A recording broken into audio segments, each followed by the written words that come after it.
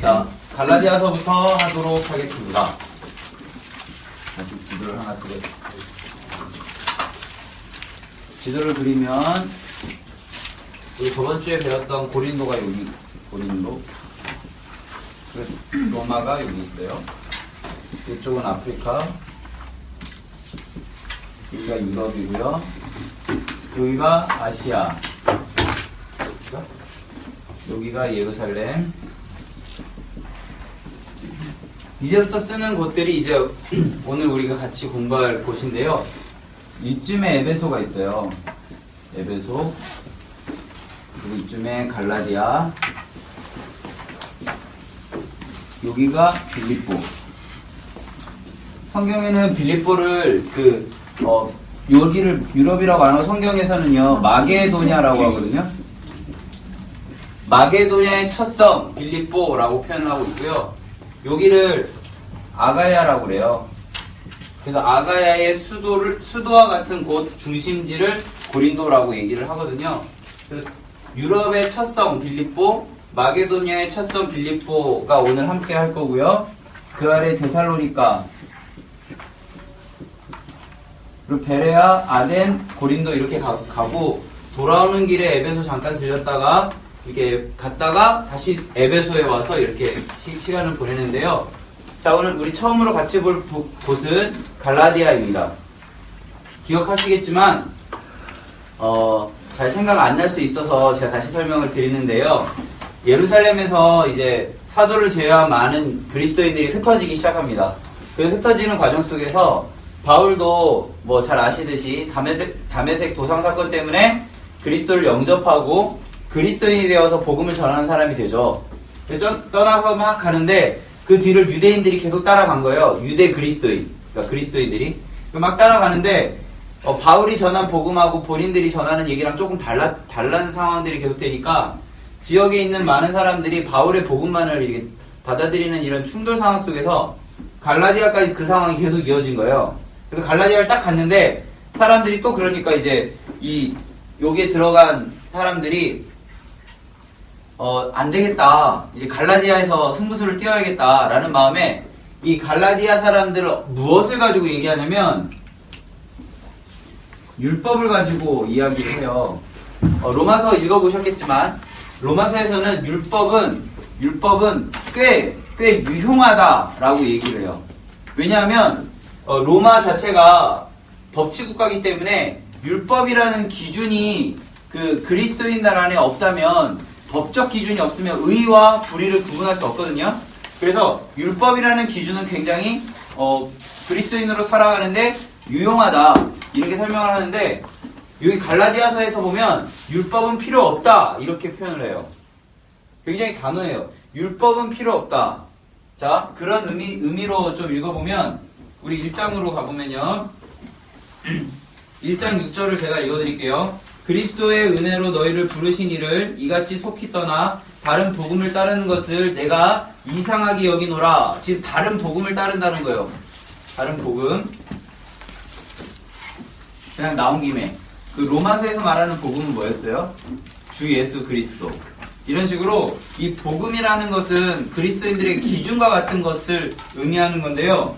여기서 7절에 보면 다른 복음은 없나니 다만 어떤 사람들이 너희를 교란하여 그리스도의 복음을 변하게 하려 함이라. 8절 그러나 우리나 혹은 하늘로부터 오는 천사라도 우리가 너희에게 전한 복음 외에 다른 복음을 전하면 저주를 받을지어다. 자, 로마서에서는 복음은 주 예수 그리스도로 바꿔서도 이제 우리가 읽을 수 있다라고 말씀을 드렸어요. 그죠?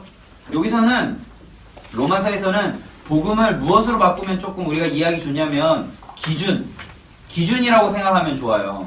그러니까 바울은 갈라디아 교회 사람들에게 기준을 무엇으로 했냐면 주 예수 그리스도, 로마서랑 똑같은 기준을 가지고 얘기를 했는데 그 다른 유대인들이 다른 기준을 이제 더 중요하게 생각한 거예요. 예수 그리스도보다 율법을 더 중요하게 생각한 거예요. 그래서 여기서 말하는 다른 복음은 율법, 또 뭐 할례, 이런 종교적 행위, 뭐 이런 것들이 기준이 된 거예요. 그럼 뭐예요? 바울이 말하는 복음 외에 다른 복음을 전하는 사람은 어떻게 된다고요?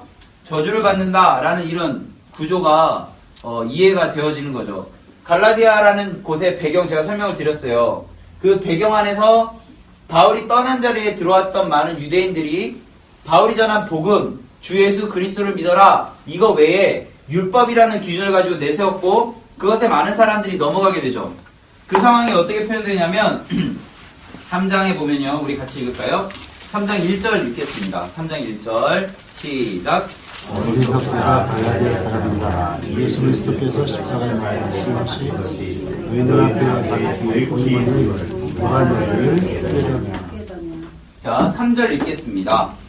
시작. 너희가 이것이 어리석으냐 성경으로 시작하였다가 이제는 육체로 마치겠느냐. 2절을 제가 읽을게요. 내가 너희에게서 다만 이것을 알려 하노니 너희가 성령을 받은 것이 율법의 행위로냐 혹은 듣고 믿음으로냐. 그러니까 근본적인 걸 가지고 얘기를 하는 거죠. 너희들이 성령을 받은 것이 지금 다른 복음이라고 하는 율법의 기준으로 너희가 성령을 받은 것이냐 아니면 듣고 믿음으로냐 라는 이런 근원적인 걸 가지고 얘기하면서 3절에서 뭐라고 얘기하냐면 너희들 참 어리석구나. 성령으로 시작했다가 육체로 마치는구나. 자, 육체로 마친다는 건 무엇이냐면 성령 듣고 믿었던 너희들이 율법 어디였지?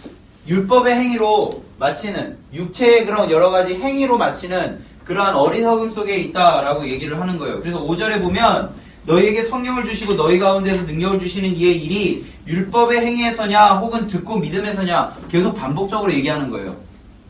창세기에 보면 율법의 행위의 가장 최고라고 이 갈라디아서에서 최고라고 얘기하는 게 할례거든요. 그 언약의 표징이라고까지 표시가 돼요. 창세기 17장에서는. 근데 아브라함이 믿음이라는 단어를 언제 쓰냐면요. 15장에서 써요. 순서적으로 보면 믿음이 먼저냐 율법이 먼저냐 라고 얘기할 때 믿음이 먼저냐 행위가 먼저냐 라고 얘기할 때 창세기 기준으로 보면 믿음의 조상 아브라함의 행동을 보면 믿음이 먼저라는 거예요. 믿고 나서 그것에 대한 표현으로 할례를 한 것이지 할례를 했기 때문에 믿음이 생긴 것이 아니에요. 우리는 자칫 좀 잘못해서 그런 오류에 많이 빠져요. 사실은 이 정도의 행동을 했기 때문에 이 정도의 은혜가 있고 이 정도의 노력을 했기 때문에 이 정도의 믿음이 나에게 생겼다. 이거는 철저하게 다른 종교의 행위예요. 뭐 불교라든지 뭐 사실 제가 이슬람교 잘 모르지만 이슬람교도 이제 좀 있으면 라마단 이제 좀 있으면 시작되잖아요. 아닌가요? 잘 몰라서. 그런 행위들이 자신들의 그런 덕을 쌓고 그런 신의 감동을 통해서 자신의 삶이 잘 되기 위한 행동이잖아요. 그러니까 자기의 행동만큼 신이 부어준다라고 생각하는 거예요. 그건 완전히 기브 앤 테이크예요.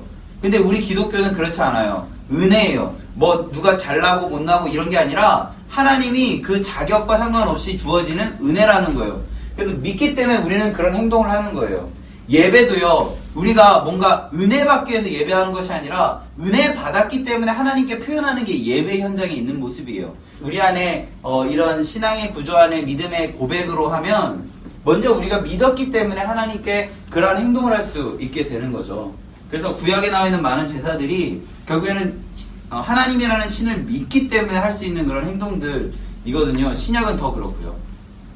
다시 돌아오면 우리가 이렇게 해야 되는 이유가 있어요. 2장 20절 말씀인데요. 시간 되시면 아니에요. 이거는 꼭 외우셔야 되는 본문이에요. 2장 20절 말씀 우리 같이 읽을까요? 2장 20절 시작. 내가 그리스도와 함께 십자가에 못 박혔나니 그런즉 이제는 내가 사는 것이 아니요 오직 오늘 그리스도께서 사신 것이다. 이제 내가 육체로 나서는 것은 살아서 나를 위하여 자기 자신을 버리시니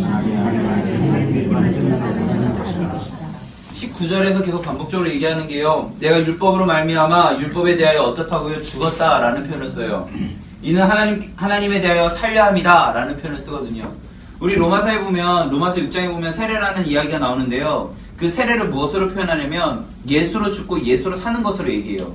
예수로 죽고 예수로 살아 하나님과 예수님과 연합한 삶을 사는 것을 세례로 표현한다면 여기서 갈라디아서에서는요, 나중에 세례에 대한 의미가 나오는데, 그 의미를 이야기하기 전에 뭐라고 얘기하냐면, 우리는 율법으로 죽었다. 그리고 무엇으로 살았다? 하나님에 대하여 살았다. 그래서 내가 이제 뭐라고 표현하냐면, 내가 그리스도와 함께 십자가에 못 박혔나니, 그런즉 이제는 내가 사는 것이 아니요 오직 내 안에 계신 그리스도께서 사시는 것이라. 이제 내가 육체 가운데, 지금 이 육체 가운데 사는 것은 나를 사랑하사 나를 위하여 자기 자신을 버리신 하나님의 아들을 믿는 믿음 안에 사는 것이다 라고 고백하는 거예요. 지금 우리가 살아가는 것이 율법의 행위라면 그것은 아니라는 거예요. 우리들이 살아가고 호흡하는 모든 것들이 나의 뭔가 업과 나의 뭔가 능력과 나의 뭔가 이루려는 그런 자랑으로 우리가 살아가는 것이 아니라, 하나님이 나와 함께 살아가심으로 인하여 나의 그 모습이 세상 속에 드러나기 위한 그런 존재로, 믿음의 존재로 살아가는 것이 우리 그리스도인의 모습인데, 갈라디아 교회 사람들은 지금 무엇을 바라보고 있나요? 하나님의 복음, 예수님의 복음이 아니라 그들의 삶을 드러낼 수 있는 율법의 기준을 가지고 살아가는 거예요. 그렇기 때문에 성령으로 시작했다가 육체로 마쳤다라고 어리석다라고 바울이 얘기하는 거죠. 21절에 보면 내가 하나님의 은혜를 폐하지 아니하노니 만일 의롭게 되는 것이 율법으로 말미암으면 그리스도께서 헛되이 죽었다라는 표현을 써요. 그래서 갈라디아서에서는 율법이라는 것을 좋게 생각하지 않아요. 왜요? 이 갈라디아 교회를 썩게 만들고 좀먹게 만드는 것이 율법이라고 생각하기 때문이에요. 우리는 오해하면 안 돼요. 갈라디아서만을 보고 바울이 율법 필요 없다라고 얘기했다고. 아니에요. 로마서에 가면요, 율법은요 하나님을 깨닫는 데 도움이 된다라고 표현을 해요. 7장에서. 그러니까 갈라디아서니까 그렇게 얘기한 거예요. 갈라디아서에 지금 신앙적인 상황이 그러니까 바울이 그렇게 얘기한 것이지, 갈라디아서 하나만 딱 보고 바울은 갈라디아서에서 그렇게 얘기해서 구약 필요 없다고 얘기했다. 아니에요.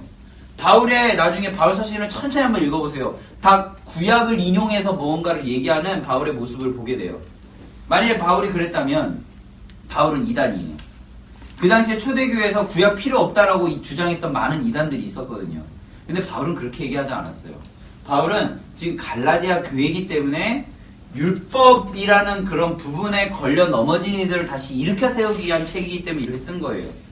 자, 그래서 우린 구약을 좀 읽어야 되는 거죠. 다시 돌아오면 어떤 일이 있었냐면요, 2장 11절이에요. 2장 11절. 2장 11절에서 그 게바, 여기서 게바는 베드로를 의미하는 건 아시죠? 베드로가 안디옥에 이르렀을 때에 그 이방인들이 많은 그 안디옥에 이르렀을 때에 책망받은 일이 있는데, 그게 뭐냐면 게바, 베드로와 바울이 같이 있었어요. 이방인 그리스도인들과 함께. 이방인 그리스도인들과 함께 있었는데, 그때 여기 뭐예요? 야고보에게서 온 이라는 표현은 뭐냐면 예루살렘에서 온, 이해되시죠? 예루살렘에서 온 그 그리스도인, 이방인 그리스도인들과 어떻게 지냈는지 잘 보러 이렇게 뭐랄까 파견온, 그 중앙에서 이렇게 파견온 그런 사람들이 온다는 이야기를 들은 거예요. 그러니까 어떻게 했냐면, 그가 할례자들을 두려워하여 떠나 물러가매, 13절, 남은 유대인들도 그와 같이 외식함으로 바나바도 그들의 외식에 유혹되었는데요. 14절 우리 같이 읽겠습니다. 14절 시작. 그러므로 나는 그들이 복음의 진리를 따라 발견하는 거고 모든 자 앞에서 너에게 이르되 내가 유대인으로서 이방인을 따르고 유대인답게 살지 아니하면서 어찌하여 억지로 이방인을 유대인답게 살게 하느냐 하노라. 이 내용을 보면 바울과 여기 있는 바나바와 게바가 같이 이방인 그리스도인과 밥을 먹었어요. 근데 이 예루살렘에서 야고보가 보낸 사람들이 어떻게 그리스도인과 어울리는가를 보기 위해서 파견했는데, 이방인들과 같이 밥 먹는 것이 유대인 출신의 그리스도인들은 좀 마음에 좀 뭔가 좀 거리낌이 있었던 거예요. 그러니까 온다는 얘기를 듣고 피해버렸어요. 그거를 바울이 책망하는 이야기거든요. 그래서 여기 보면 제가 지금 눈에 빨리 안 들어와서 그러는데요, 16절을 보면 사람이 의롭게 되는 것이 율법의 행위로 말미암음이 아니오 오직 예수 그리스도를 믿음으로 말미암은 줄 알므로 우리도 그리스도 예수를 믿나니 이는 우리가 율법의 행위로서가 아니고 그리스도를 믿음으로써 의롭다함을 얻으려 함이라. 율법의 행위로서는 의롭다함을 얻을 육체가 없느니라. 17절 만일 우리가 그리스도 안에서 의롭게 되려 하다가 죄인으로 드러나면 그리스도께서 죄를 짓게 하는 자냐? 결코 그럴 수 없느니라. 만일 내가 헐었던 것을 다시 세우면 내가 나를 범법한 자로 만드는 것이라 라고 되어 있어요. 그러니까 너희들이 그런 행위를 가지고 뭔가 다른 사람에게 평가를 받으려는 것은 잘못이다 라고 바울이 개발을 책망하는 그런 부분이에요. 그래서 계속 자기가 뭔가 지켜나가는 데 있어서 여기 있는 갈라디아 교회 사람들에게만 책망한 것이 아니라 그 당시에 많은 유대인 출신의 그리스도인들에게도 그들이 어렸을 때부터 습관화되어 있는 그런 율법 중심으로 살아가는 그 모습으로 인해서 예수 그리스도의 복음이 흐트러지는 것에 대해서 계속 책망하는 모습들이 이 갈라디아서 안에 있어요. 그래서 여기 보면요. 갈라디아서에서 율법에 대한 얘기를 어떻게까지 얘기하냐면 3장 23절 같이 읽겠습니다. 3장 23절 읽을게요. 시작. 믿음이 오기 전에 우리는 율법 아래에 미움받고 갱신된 믿음의 까지 찾느냐. 자, 여기서 믿음이 오기 전에는 율법 아래 메인바 되었다라는 표현이 되어 있잖아요. 그러면 25절 같이 읽겠습니다. 시작. 믿음이 온 후로는 우리가 초등교사 아래에 있지 않으리라. 자, 믿음이 온 후로는 초등교사 아래 있지 않다라는 표현을 쓰잖아요. 자, 초등교사라는 표현은 24절에 이미 나와 있어요. 이같이 율법이 우리를 그리스도께로 인도하는 초등교사가 되어 율법이 그리스도께로 인도하는 초등교사가 된다라는 의미는 자, 25절에서 말하는 초등교사는 뭐예요? 율법이죠. 자, 믿음이 온다라는 건 이 믿음은요, 예수 그리스도를 의미하는 거예요. 예수 그리스도가 온 후는 우리가 율법의 인도를 따라 하나님 앞으로 갈 필요가 없다라는 거예요. 예수 따라가면 된다라는 거죠. 그래서 여기 보면 26절에서 너희가 다 믿음으로 말미암아 그리스도 예수 안에서 하나님의 아들이 되었으니 27절 누구든지 그리스도와 합하기 위하여 세례를 받은 자는 그리스도로 옷을 입은 것이라고 얘기되어 있어요. 자, 세례는요 그리스도의 옷을 입는 거예요. 원래 세상의 옷을 입고 죄인의 옷을 입다가 그리스도의 옷을 입는 거예요. 자, 이것은요 어떻게 표현하냐면 에덴 동산에서 우리가 죄인이라는 걸 딱 알고 나뭇잎을 이렇게 입잖아요. 그 정도가 우리 인간이에요. 자, 나뭇잎은요 언젠간 말라버리잖아요. 첫 번째로 영원하지가 않아요. 그리고 두 번째로는 어떠한 날카로운 것이 지나가면 찢어져 버리죠. 외적인 공격에 쉽게 무너져요. 그게 인간이 할 수 있는 최선의 자기 보호고 자신의 방어예요. 인간이 할 수 있는 최선의 보호와 방어는 뭐라고요? 유한하고요. 그리고 어떤 공격에 쉽게 무너져요. 그런데 그때 하나님께서 어떻게 하셨어요? 가죽옷을 입히시잖아요. 가죽옷이라는 건 뭐냐면 영원한 것을 의미하는 거죠. 그리고 어떤 외적 공격에서 그게 쉽게 무너지지가 않아요. 하나님이 우리에게 주시는 옷은 우리가 입는 그런 수준이 아니라 우리를 죄에서 완전히 보호하는 거죠. 그게 뭐라고요? 2장 20절 말씀과 연결이 되는 거예요. 내가 그리스도와 함께 십자가에 못 박혔나니 그런즉 이제는 내가 사는 것이 아니라고. 그게 뭐라고요? 세례예요. 세례를 받는다는 건 그리스도 옷을 입는 거예요. 자, 그러면 여기 세례를 받았다는 것은 어떤 의미냐면요. 우리 에덴 동산으로 다시 돌아와 보면요.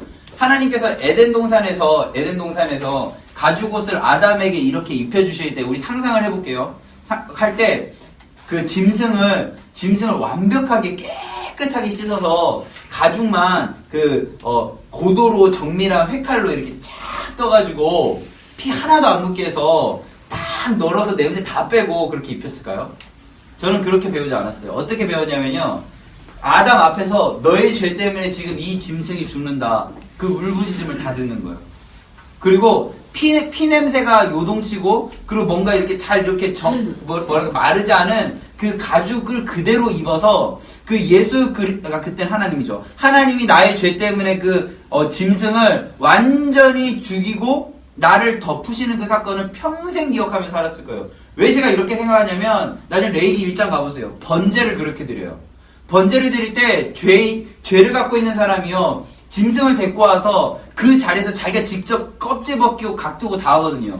그때 그 울부짖는 소리를 듣는 거예요. 그래서 내가 이런 소리를 들으면서 회개하는 거죠. 그냥 막 살인 좋아하고 막 이런 사람 아니잖아요. 뭐 고통 들으면 나 신난다 막 이런 거 아니잖아요. 막 피냄새 막 즐기는 거 아니잖아요. 그런 걸 다 하면서 내가 그 상황에 회개하는 거 회개. 하나님 제가 잘못했습니다 이러면서 그러면 그 죄를 지을 때 뭐가 생각날까요? 그 피냄새가 생각나겠죠. 그 짐승의 울부짖음이 생각나겠죠. 좀처럼 그 죄를 다시 지을 수 없는 거예요.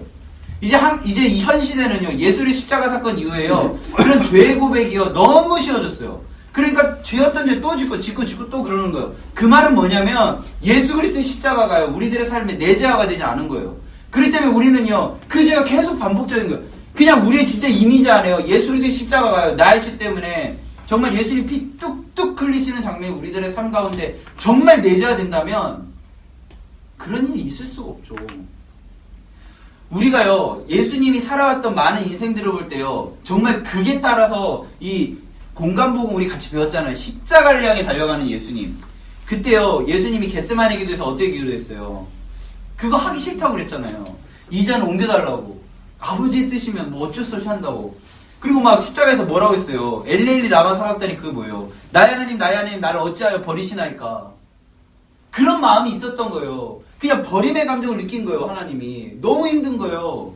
그럼에도 불구하고 그냥 사망의 음부의 권세를 이겨내고 부활하신 예수님 우리 앞에 있잖아요. 만약 그 자리에서요, 세례 요한 아니다. 그 요한처럼 예수님의 십자가 발밑에 있었다면 우리가 죄를 지을 수 있을까요? 아니에요. 제자들이요, 왜 그렇게 순교할 수 있었겠어요? 부활하신 예수님을 봤기 때문이에요.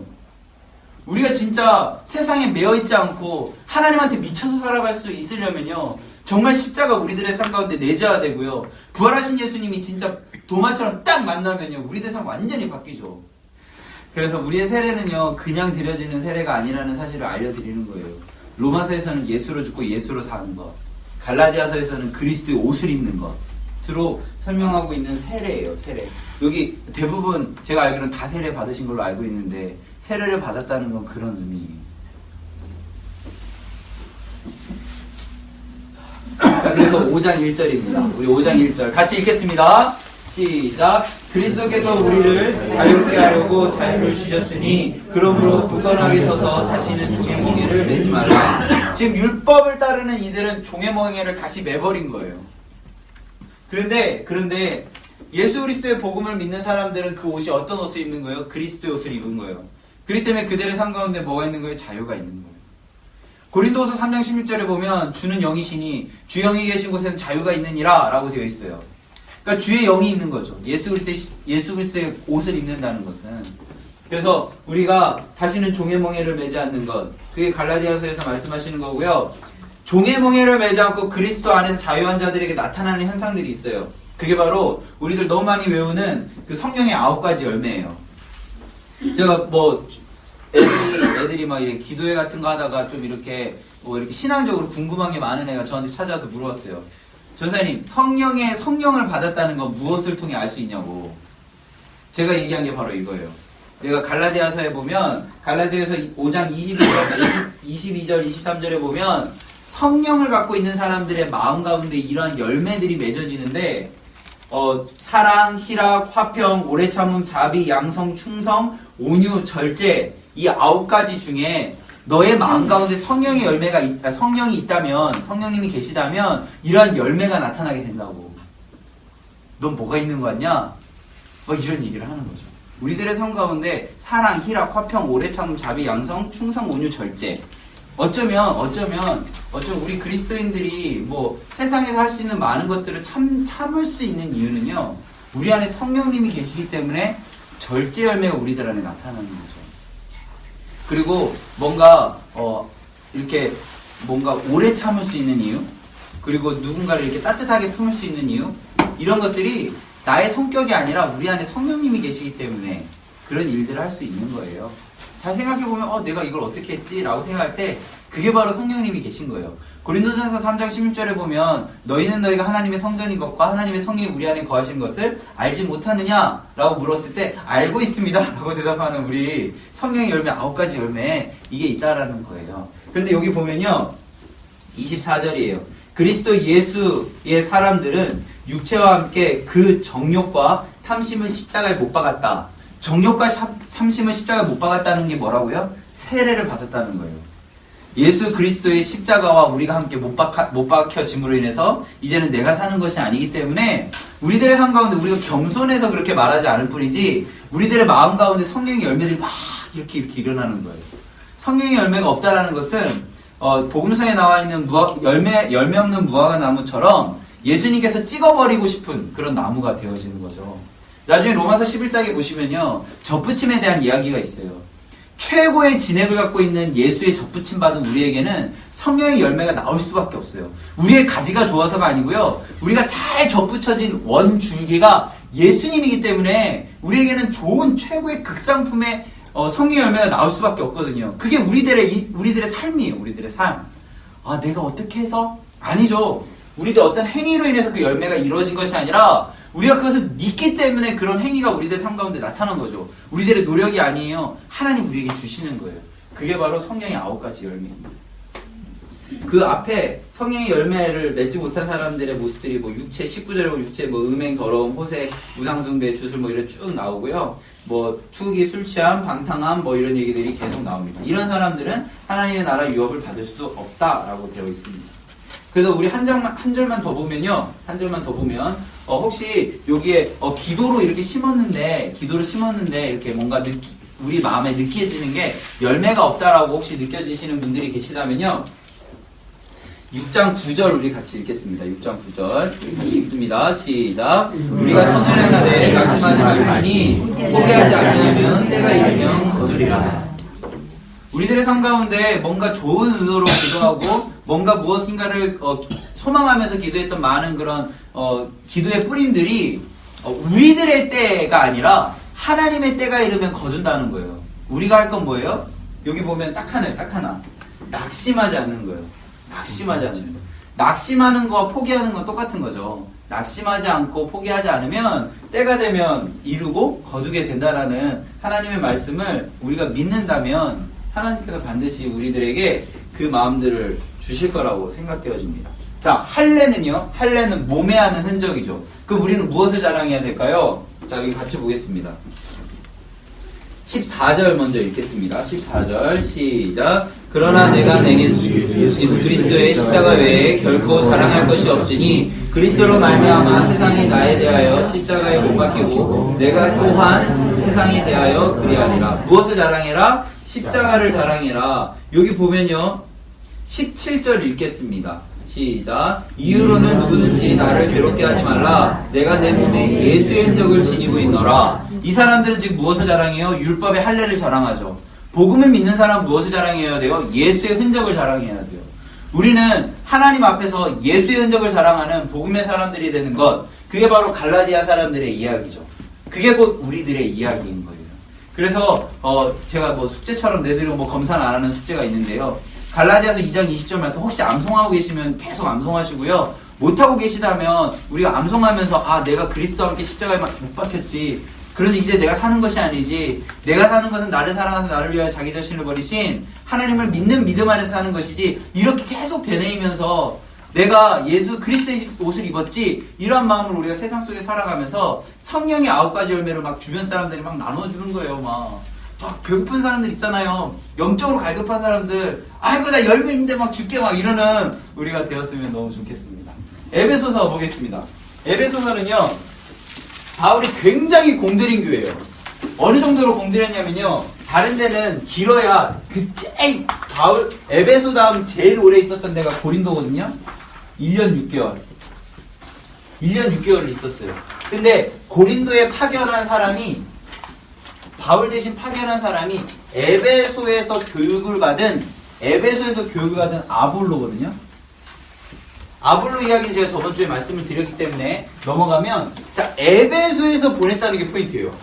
바울의 복음을 잘 교육받을 수 있었던 어떤 공간이 에베소에 있었다는 거예요. 이 바울이 고린도에 있었던 브리스길라 아굴라가 에베소에 같이 있었어요.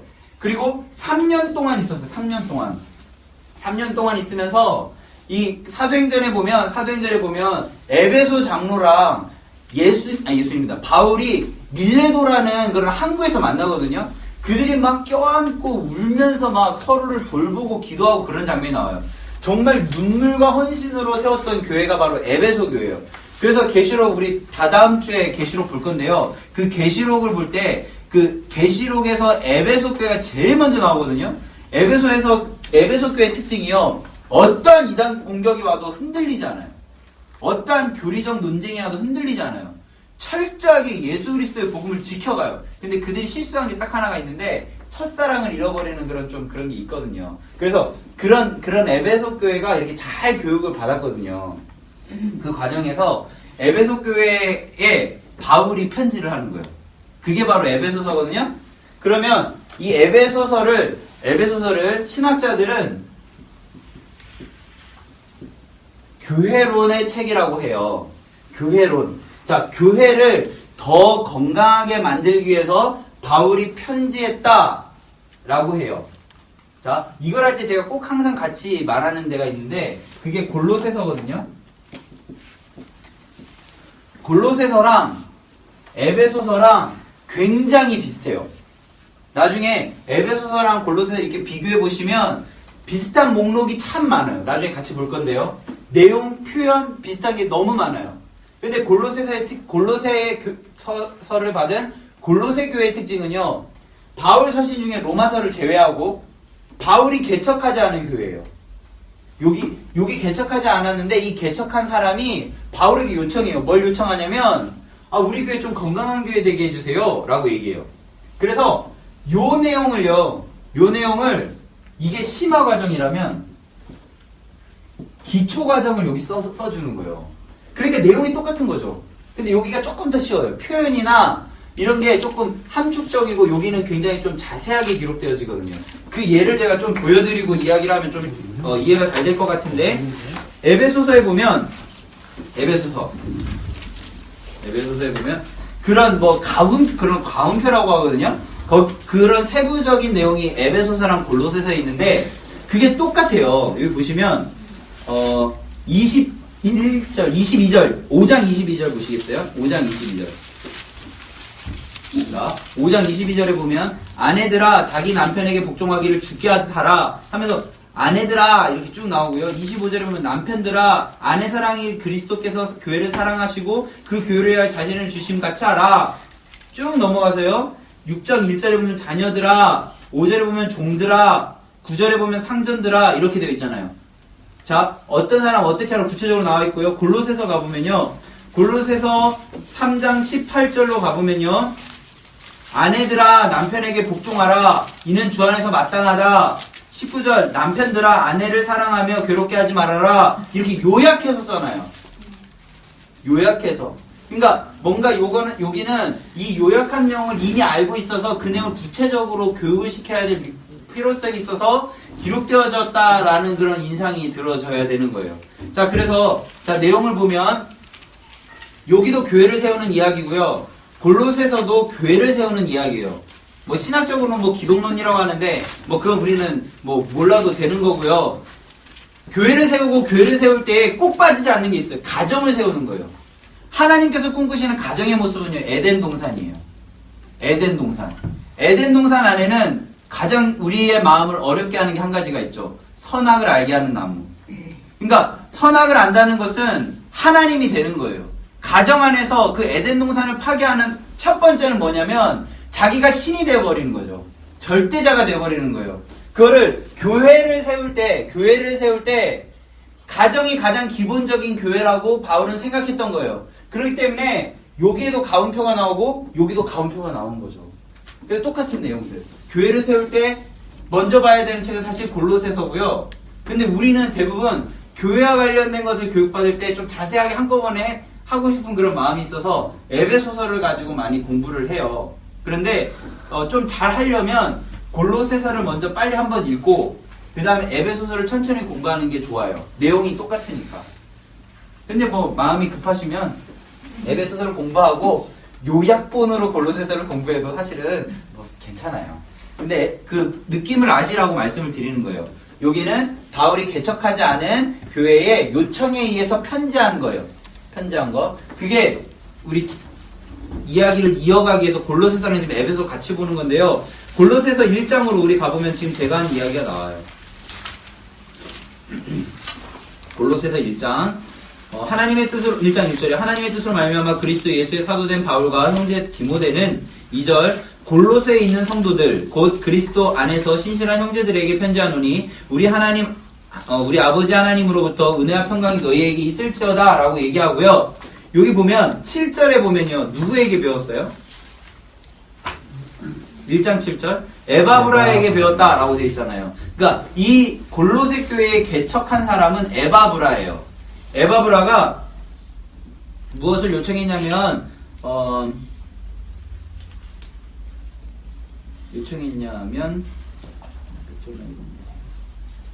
그래서 12절 읽겠습니다. 12절 시작. 우리로 하여금 빛 가운데서 성도의 기업의 부분을 얻기로 합당하게 하신 아버지께 감사하게 하시기를 원하노라. 한 명 한 명이 하나님에게 감사하기 원한다 이런 얘기들 안에서 이게 이야기가 쭉 진행되거든요. 근데 제일 처음 설명한 게 뭐냐면 1장 15절이에요. 그는 보이지 아니하는 하나님의 형상이시오 모든 피조물보다 먼저 나신 이시니 무엇을 소개하고 있어요? 예수님. 자, 그럼 에베소서도 교회론이잖아요. 무엇을 설명해야 될까요? 예수님. 자, 똑같은 이야기 지금 반복적으로 보는데요. 에베소서에서는 어떻게 표현하냐면 1장으로 가볼게요.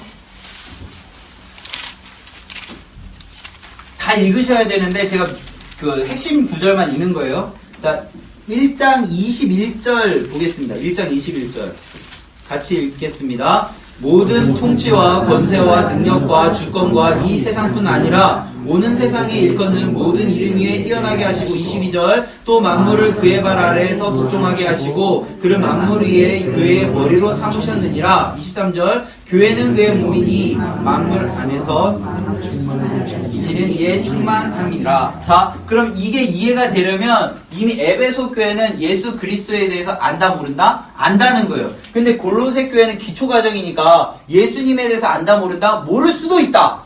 바울의 입장에서. 바울이 생각하는 예수 그리스도에 대한 이야기를 이 골로새 교회는 모를 수도 있다. 그렇기 때문에 1장에서 먼저 설명하는 거예요. 예수 그리스도에 대해서 설명하는 거예요. 다시 1장으로 가보면 골로새서 1장으로 가보면 그는 이제 교회를 세워야 되는데 교회의 머리 된 예수님에 대해서 설명해야 되잖아요. 그는 보이지 아니하는 하나님의 형상이요 모든 피조물보다 먼저 나신 이시니 만물이 그에게로부터 창조되고 이런 식으로 설명하는 거예요. 예수에 대해서 하나씩 천천히 설명하는 거예요. 지금 내가 교회의 머리를 세우려는 이 예수는 어떤 인간 예수가 아니라 하나님과 동일한 존재다 라고 그 사실을 설명하고 창조주로 설명하고 이렇게 쭉 얘기하는 거예요. 이 느낌 아시겠죠? 그래서 제가 이 골로새서를 먼저 읽으라고 말씀을 드리는 거예요. 물론 여기 계신 분들은 제가 알기로는 예수님에 대해서 다 아시는 분들이기 때문에 에베소서를 읽어도 괜찮지만 이걸 정확하게 좀 잘 이해하고 싶다 하면 골로새서를 먼저 읽어가는 것을 추천을 드리는 거예요. 제가 왜 계속 이런 얘기를 드리냐면 골로새서를요 골로새 교회만을 위해서 쓴 게 아니에요. 골로새 교회의 특징적인 뭔가가 있어서 골로새 교회 사람들만 읽어라가 아니고요. 우리 4장으로 잠깐 넘어가면요. 골로새서 4장이에요. 골로새 4장에 보면 16절이에요. 골로새서 4장 16절 제가 읽어보면요. 이 편지를 너희에게서 읽은 후에 어디로 보내라? 라우디게아에 인해 교회에게도 읽게 하고 또 그 다음에 여기 보면요. 히에라볼리 13절 히에라볼리 나오잖아요. 히에라볼리 여기 보면 제가 여기 히에라볼리라고 표현되지 않았는데 이게 회람서신이라고 그래서 골로새서를 골로새 교회 사람들만 읽는 것이 아니라 라우디게아 교회 사람도 있고 그리고 히에라볼리 사람들도 이거라 이렇게 얘기한 거예요. 그러니까 뭔가 교회를 세우는데 기초적인 이야기니까 돌려 읽어도 상관없는 거예요. 그런 거 있잖아요. 우리 뭐 CCC에서 나온 사형리 아시죠? 사형리. 그거 우리 교회만 쓰는 거 아니잖아요. 그죠? 그리고 뭐 한국에서만 쓰는 거 아니잖아요. 미국도 쓰고 뭐 영국도 쓰고 아프리카도 쓰고 전 세계가 다 쓰잖아요. 그게 왜 그래요? 가장 기초적인 거잖아요. 그렇기 때문에 뭐 한국 정서 안에서만 읽을 수 있는 게 아니라 어디서든지 읽을 수 있는 거기 때문에 같이 읽는 거잖아요. 이 골로새서가 좀 그런 느낌의 책이에요. 자, 다시 에베소서로 돌아오겠습니다.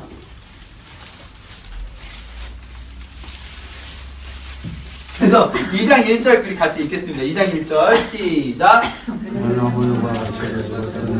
살리셨도다. 2절 그때에 너희는 그 가운데 행하여 이 세상 풍조를 따르고 공중권세자 혼자를 따랐으니 곧 지금 불순종의 아들 가운데에 서 있는 역사하는 영이다 라고 되어 있습니다. 그는 허물과 그가 누구예요? 예수 그리스도죠. 예수 그리스도는 허물과 죄로 죽었던 너희를 살리셨다. 그리고 두 번째로요. 8절에 보면 너희는 그 은혜로 인하여 믿음으로 말미암아 구원을 받았다. 10절 우리는 그가 만드신 바라 그리스도 예수 안에서 선한 일을 위하여 지으심을 받은 자니 이 일은 하나님의 전에 예비하사 우리로 그 가운데 행하게 하려 하심이다 라고 되어 있습니다. 우리가 교회 안에서 해야 되는 행동 그리고 부르심에 대해서 2장에서 이렇게 천천히 설명하고 있고요. 그렇기 때문에 2장 14절이에요.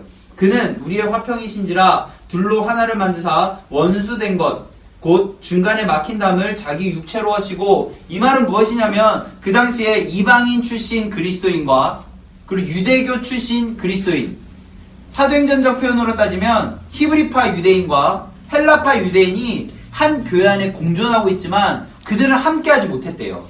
그래서 그 둘 사이에 막힌 담이 있었고 그걸 풀 수 있는 것은 무엇이었다? 예수 그리스도의 십자가밖에 없었다라고 바울은 얘기하는 거예요.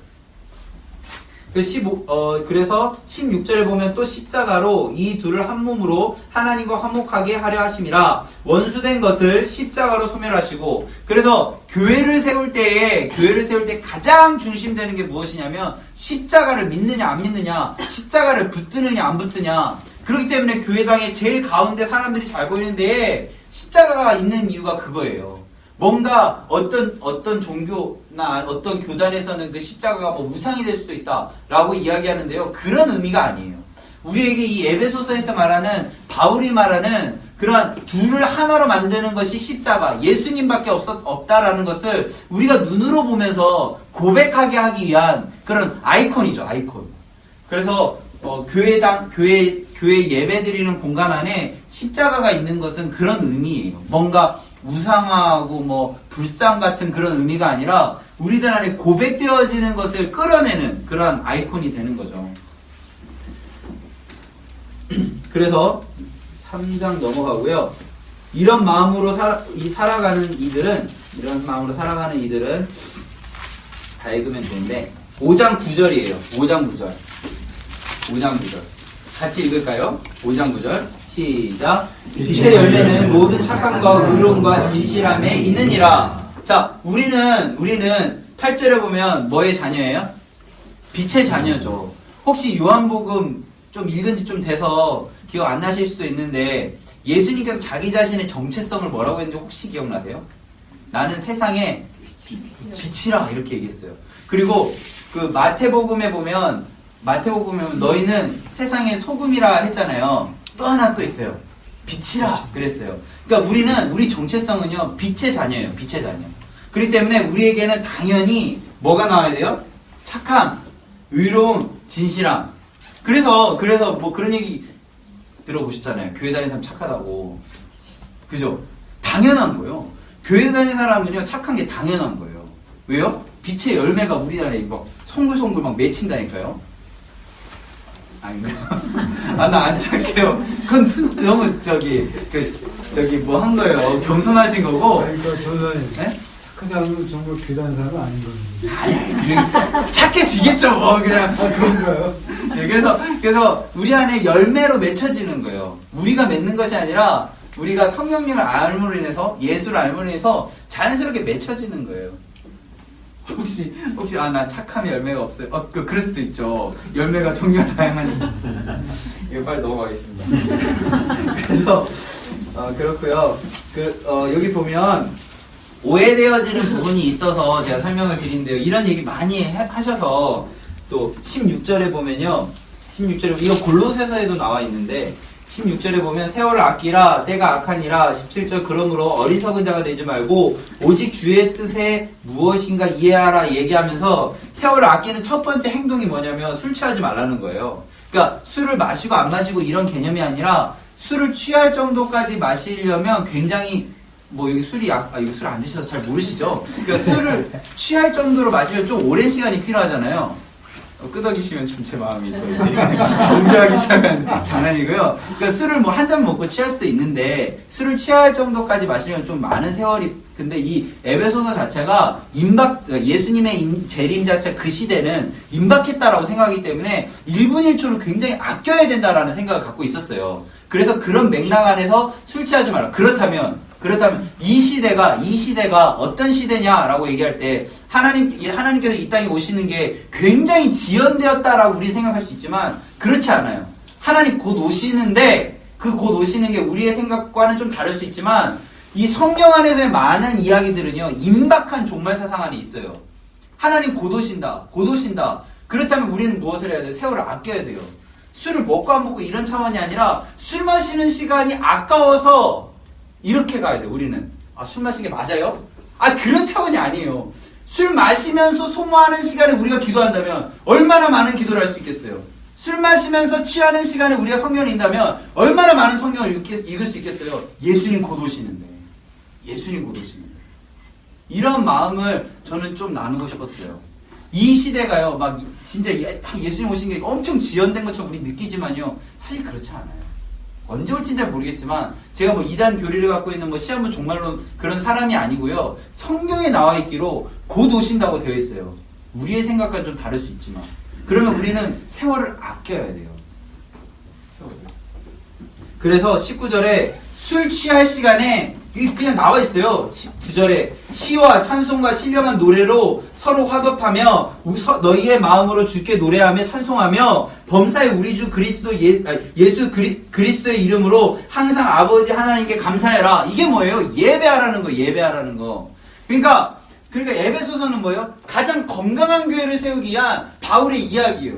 가장 건강한 교회는 그럼 어떤 교회예요? 세월을 아끼는 교회이에요. 뭐 술 이런 차원이 아니에요. 그냥 예배가 내 삶 가운데 최고의 상황이 되는 거죠. 하나님의 이름 가운데 우리가 세월을 아끼는 건 예배하는 것, 예배자. 그게 바로 건강한 교회를 만들어가는 바울의 포인트예요. 그럼 우리는 이 마음을 지키기 위해서 바울이 딱 얘기를 해줘요. 우리 잘 아시죠? 성령의 전신갑줄이 있는 거예요. 성령의 전신갑줄 이야기가요. 10절부터 쭉 나오는데요. 끝으로 너희가 주 안에서와 그 힘의 능력으로 강건하여지고 마귀의 관계를 능히 대적하기 위하여 하나님의 전신갑줄을 입으라 라고 되어 있어요. 그러니까 우리를 세월을 아껴야겠다라는 이 마음을 흐트러뜨리는 시간 많아 라고 얘기하는 너 그거에 집중하지 않아도 돼 라고 얘기하는 그런 마귀의 관계를 능히 대적할 수 있는 12절 우리의 씨름은 혈과 육의 상대가 아니에요. 통치자 권세들이나 그 어둠의 세상 주관자들과 하늘에 있는 악의 영을 상대하는 거예요. 그러니까 세상을 상대하는 수준이 아니라 세상의 그런 뭐 어떤 기준들을 그런 수준이 아니라 악의 영을 대상으로 하는 거예요. 그러면 우리는 육이에요. 엄청 약하잖아요. 정말 연약하잖아요. 그래서 우리의 힘으로 할 수 없는 거예요. 그래서 하나님이 전신갑줄 씌워주셨는데 13절에 보면 그러므로 하나님의 전신갑줄을 취하라. 이는 악한 날에 너희가 능히 대적하고 모든 일을 행한 후에 서기 위함이다. 그래서 하나님께서 우리에게 방어 도구들을 막 씌워주세요. 진리를 위해 허리띠를 찌게 하고 의의 호심경 이거 흉패잖아요. 그리고 15절에 보면 복음을 준비하는 신발 신고 그 다음에 16절에 보면 믿음의 방패를 가지고 불나사를 소멸하는 뭐든지 다 막을 수 있는 걸 다 주셨어요. 근데 공격 도구를 딱 하나 주시는데 그게 바로 뭐예요? 성령의 것, 곧 하나님의 말씀인 거예요. 그래서 하나님의 말씀은요, 히브리서 4장 12절에 보면 하나님의 말씀은 살아있고 좌우의 날선 어떤 검보다도 예리하대요. 그럼 우리가 할 건 뭐예요? 하나님의 검을 날서게 만드는 우리가. 그럼 어떻게 해야 돼요? 끊임없이 읽어야 되고 끊임없이 묵상하고 하나님의 뜻이 무엇인지 계속 확인해야 이 날이 어느 정도인지를 알아야 우리가 쓸 수 있죠.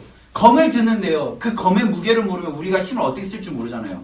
제가 어저께요, 이렇게 사역자들, 우리 교회 사역자 말고 이렇게 청소년 사역자들이 모였는데, 이번에 좀 우리끼리 모이지 말고, 부부 거의 이렇게 모이자. 그리고 또 애들도 부르자. 불렀는데요. 한 애가 5살이에요, 5살. 근데 18kg예요. 되게 제가 초등학교 때가 17인가 그랬었던 1학년 때.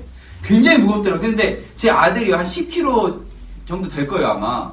9점 몇 킬로인데 그 애기만 들다가 이제 걔가 이제 손 씻는다고 안아달라는 거예요. 그래서 우리 아들보다 조금 힘을 주면 되겠지 하고 그냥 딱 들었는데 생각보다 무거운 거 여기다 바다에 떨어뜨려 버렸어요, 애기를.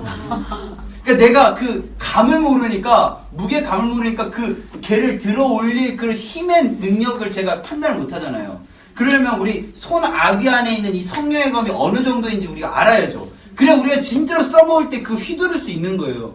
그래서 여기 계신 분들이요, 성경을 제가 그런 잔소리 이런 차원이 아니라, 우리가 지금 싸우는 게 막 세상 사람하고 싸우는 게 아니라 뭐랑 싸우는 거라고? 악의 영과 싸우는 거예요. 지금도 싸우고 있을지 몰라요. 근데 그 검의 능력을 모르니까 써먹지 못하는 거일 수도 있어요.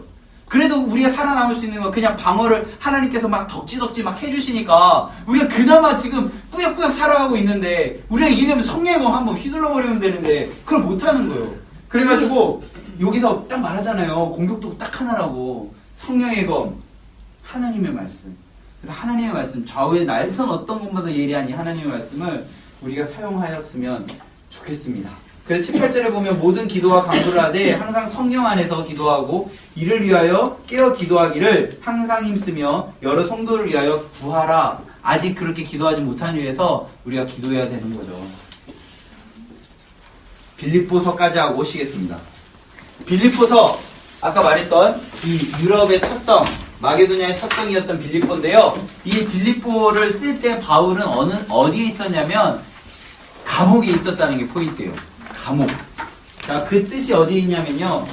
1장 13절 우리 같이 읽을까요? 1장 13절 읽겠습니다. 시작. 이러므로 나의 매일이 그리스도 안에서 모든 시위대 안과 그 밖에 모든 사람에게 나타났으니, 지금 바울은 시위대, 감옥에 있다라고 하는 거예요. 이 시위대가 감옥을 의미하는 거거든요. 자, 그러면 이 바울이 있었던 이 시위대, 바울은 로마인이잖아. 로마 사람. 그렇기 때문에 바울이 이게 감옥에 딱 갇히면요, 그 주변에 이 3교대로 24시간을 지켜줘요.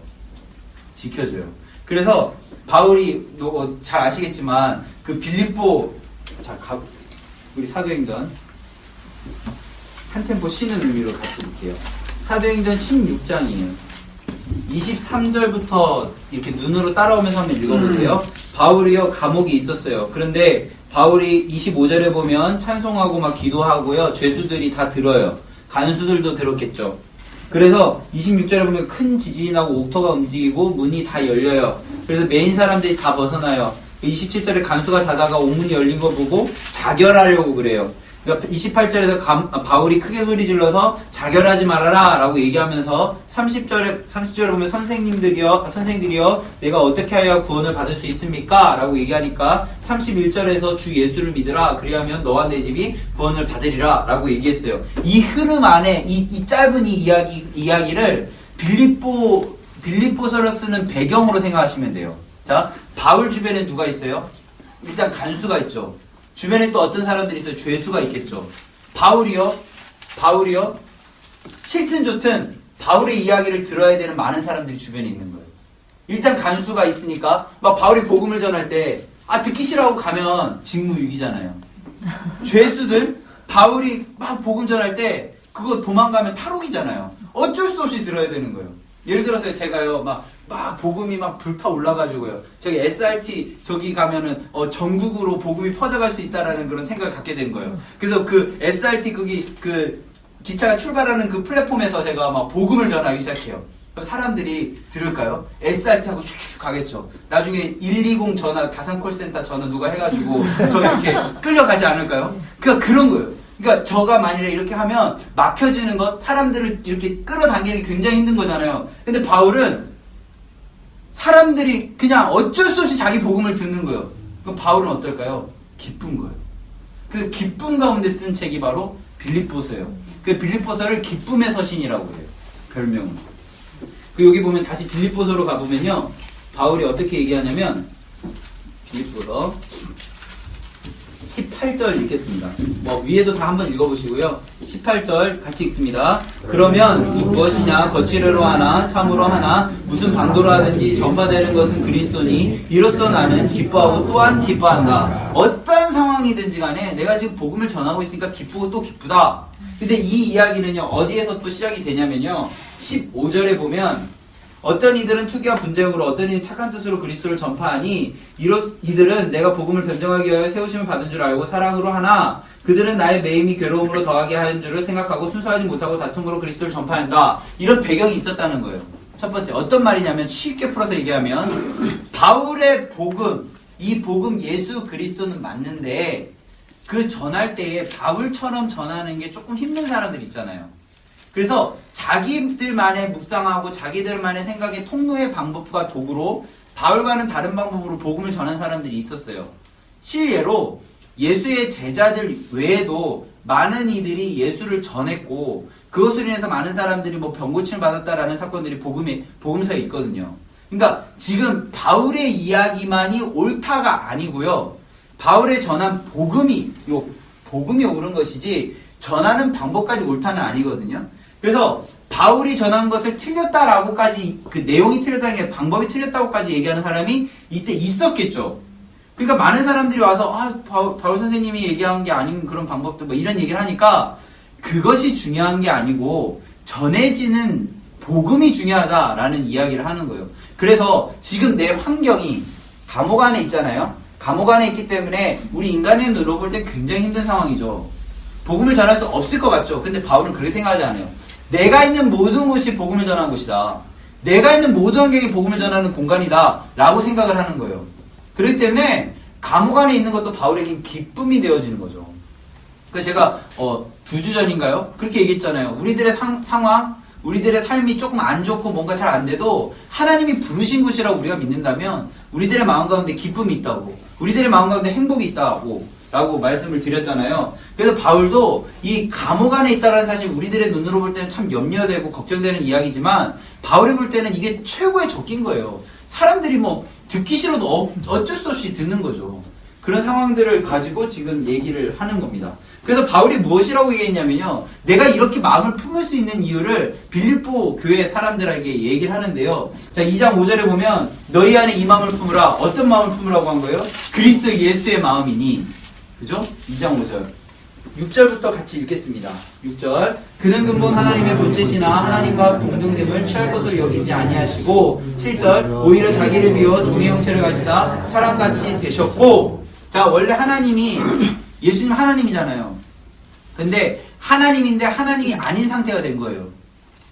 예수님 어쩌면요 십자가 사건에서 원래 하나님의 능력을 가지고 계신 분이기 때문에 저기 오는 그 로마 병정들을 그 뭐랄까 모세의 홍해 사건처럼 그 뭔가를 이렇게 쫙 갈라가지고 홍해를 그 로마 애국 군사를 이렇게 덮어버렸잖아요. 그렇게 하실 수도 있었겠죠? 근데 그렇게 안 하셨잖아요.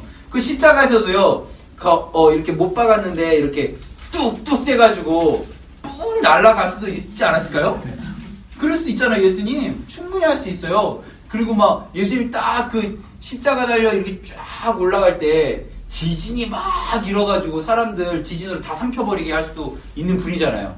근데 그렇게 안 하셨어요. 왜요? 하나님인데 하나님이 아닌 상태로 철저하게 낮아지는. 그러면 하나님은 그 자리에서 무엇을 하신 거예요? 예수님은 그 자리에서 무엇을 하셨냐면 하나님의 부르심에 순종한 거예요. 어쩌면 그 십자가 사건은 그 당시에 최고의 극형이에요. 그냥 우리야 이렇게 멋진 십자가를 보니까 좀 뭔가 고상하고 뭔가 좀 대단한 뭐 위인이 할 법한 그런 이야기로 우리 생각할 수 있지만 그 당시 시대로 가보면요 예수님 인간 예수가 그 십자가를 경험한다는 건 가장 낮은 곳으로 가는 거예요. 가장 낮은 곳. 정말 우리로 따지면 그 당시 최고의 슈퍼스타였거든요. 그냥 3년 동안 막 죽인 사람 살리고 막 뭐 오병이어하고 칠병이어하고 막 다 그 사람과 다니면 막 뭐 배고프지 않는다고 그러고 막 그런 상황이에요. 그러니까 막 예루살렘 입성할 때 막 사람들이 옷 갈고 막 뭐 호산나 막 부르고 그러는 거잖아요. 그렇게 최고 정점을 찍었던 그 존재가 갑자기 최저점까지 간 거예요. 그 상황을 예수님께서 순종하셨던 거예요.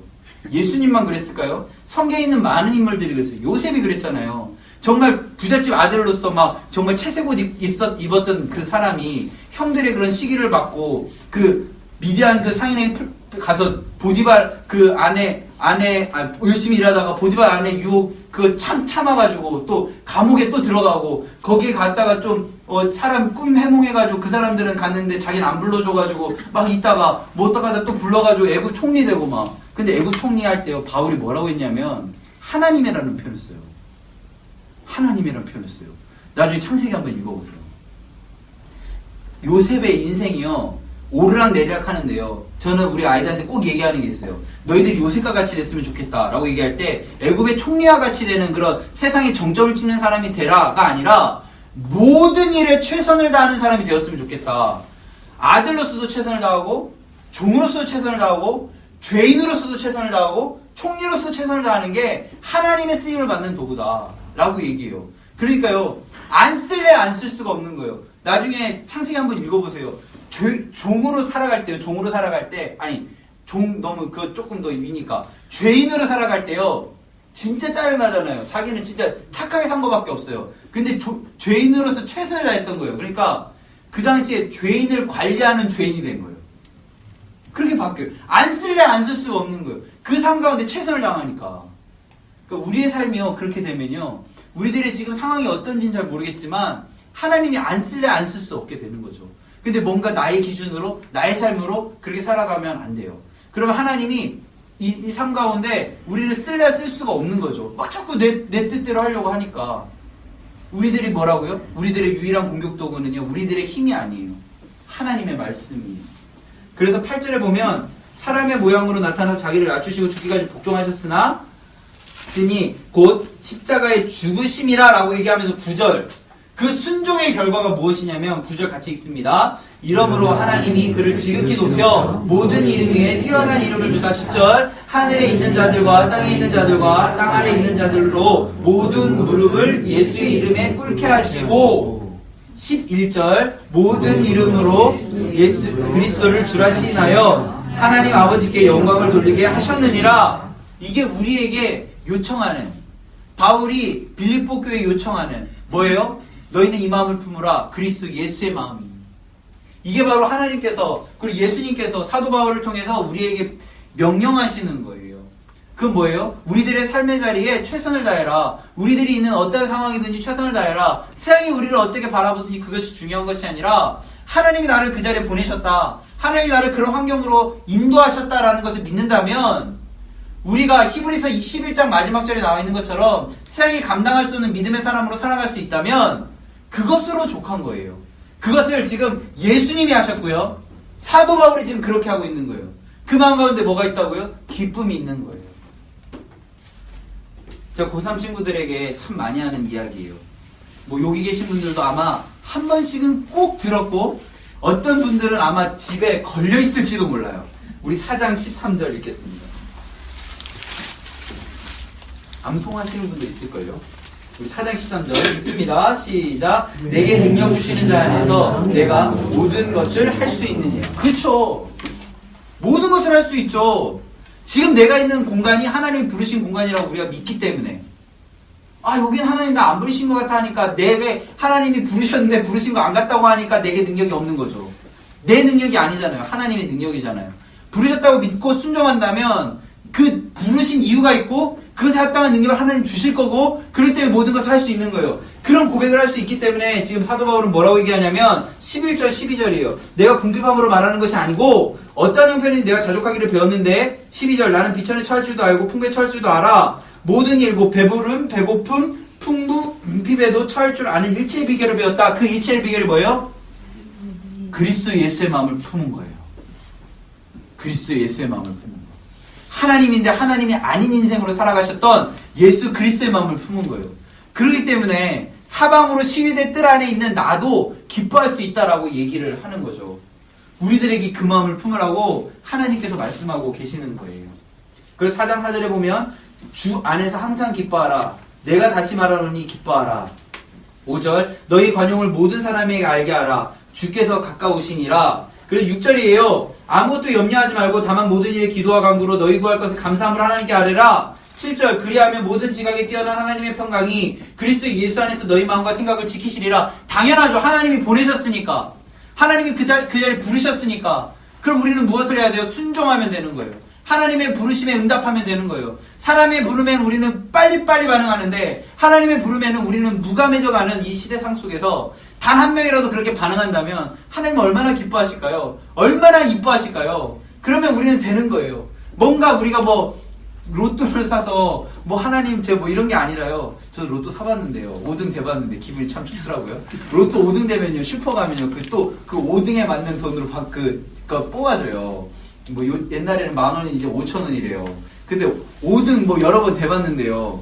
그게 저는 5등 딱 되니까요. 그것에 감사하는 게 아니라요. 어떻게 되냐면 그걸 가져가서 5판을 더하면 3등 돼보지 않을까? 이런 마음이 드는 거예요. 세상의 방법이 그런 거예요. 세상에서 무언가 공짜로 주어지는 뭔가 느껴지면 이것으로 만족하지 않아요.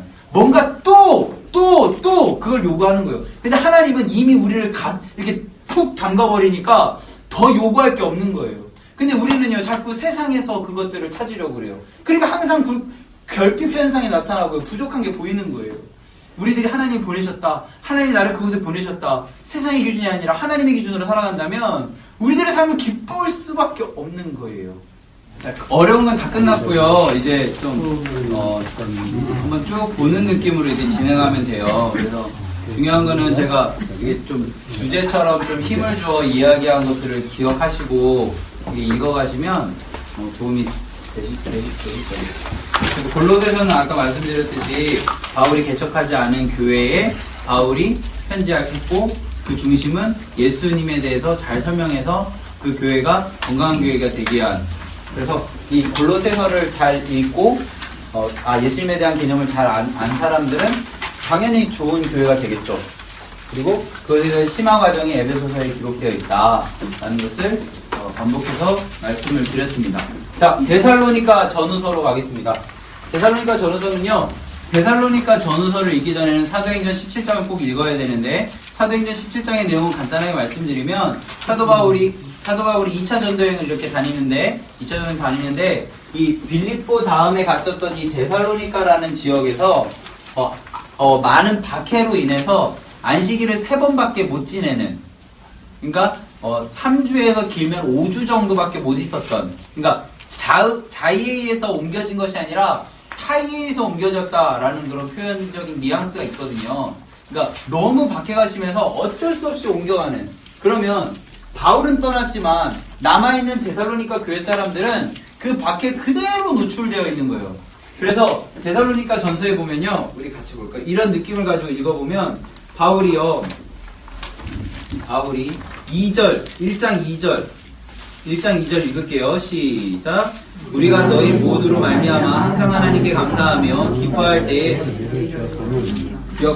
기도할 때 기억함은 3절 시작. 너희의 믿음의 역사와 사랑의 수고와 우리 주 예수 그리스도에 대한 소망의 인내를 우리 하나님 아버지 앞에서 끊임없이 기억함이라. 그러니까 뭔가 이들이 참 신앙생활을 잘했다라는 그런 느낌이 이런 구절을 통해서 알 수 있고요. 4절은 제가 읽을게요.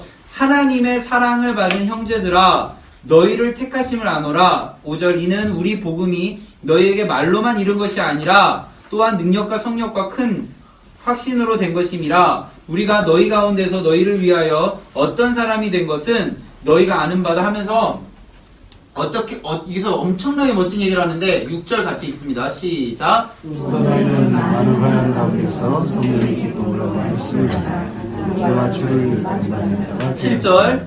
그러므로 너희가 마게도냐와 아가야에 있는 모든 믿는 자의 본이 되었느니라. 자, 데살로니가 교회 사람들의 이 행동이 마게도냐와 이 아가야의 어떻다고요? 믿음의 본이 되었대요. 그러니까 바울이 생각할 때 데살로니가 교회 사람들은 정말 신앙이 좋은 사람들인 거예요. 그래서 이 8절에 보면 주의 말씀이 너희에게로부터 마게도냐와 아가야에만 들릴 뿐 아니라 하나님을 향하는 너희 믿음의 소문이 각처에 퍼졌으므로 우리는 아무 말도 할 것이 없다. 너희들의 행동만 얘기하면 다른 사람한테 얘기할 거 없다. 그러니까 데살로니가 교회라는 곳이 있는데 바울이 다 얘기하면 그냥 그것만으로 끝이 나는 그 정도의 믿음의 본이 되는 교회. 그런데 실상은 이들에게 어떤 상황이라고요? 굉장히 힘든 상황이에요. 그래서 이들이 붙들고 가는 게 9절과 10절이에요. 9절과 10절 같이 읽습니다.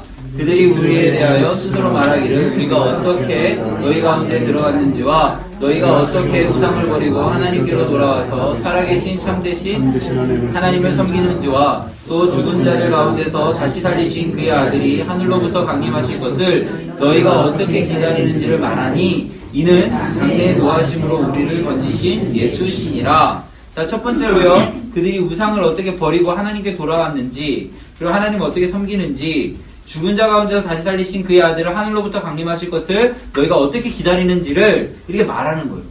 사도 바울이. 그러니까 바울이 데살로니가 교회 사람들의 신앙의 모습을, 신앙의 그런 어떤 행동들을 이렇게 전하면 그거 자체가 이 전역의 믿음의 본이 되는 거예요. 그런 거 있잖아요. 수서교회 가면 현종환이라는 어떤 전도사가 있는데 와 진짜 대단하더라. 그 전도사가 이렇게 행동하고 때로는 밥도 안 먹고 성경만 보더라.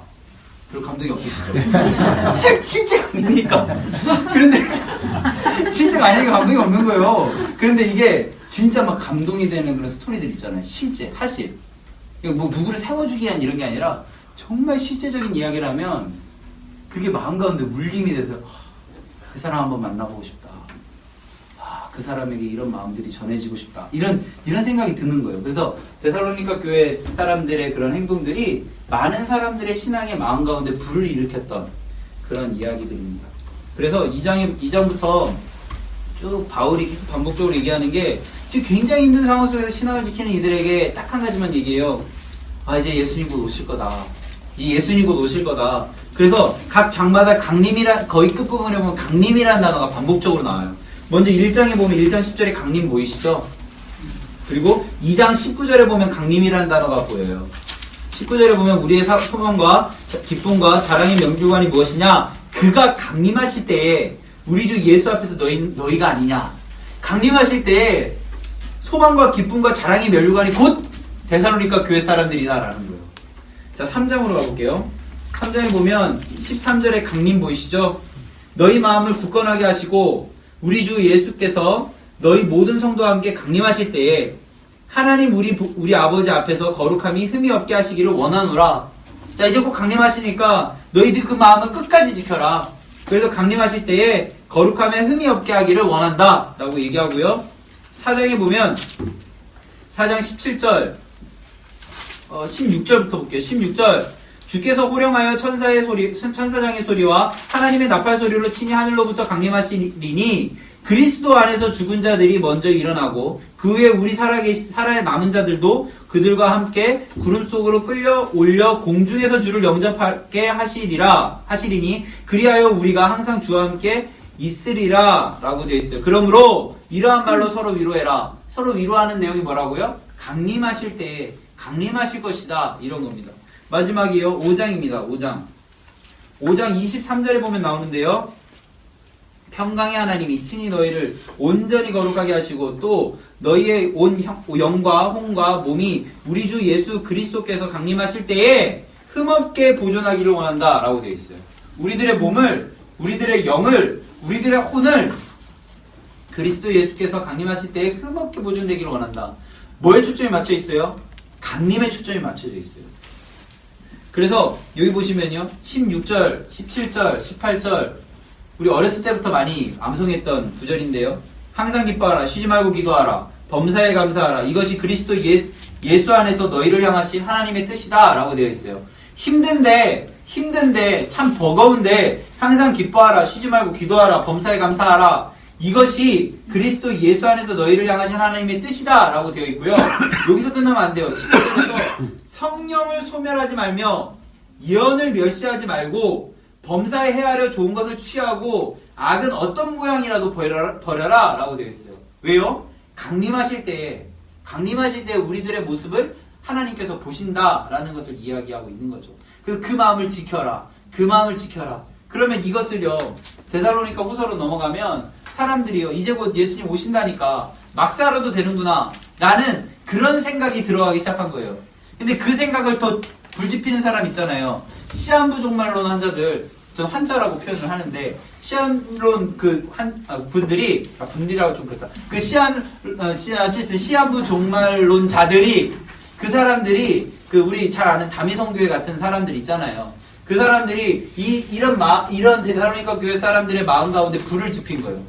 이제 곧 오시니까 막 살아도 된다. 그것을 어떻게 표현하냐면요. 2장에 보면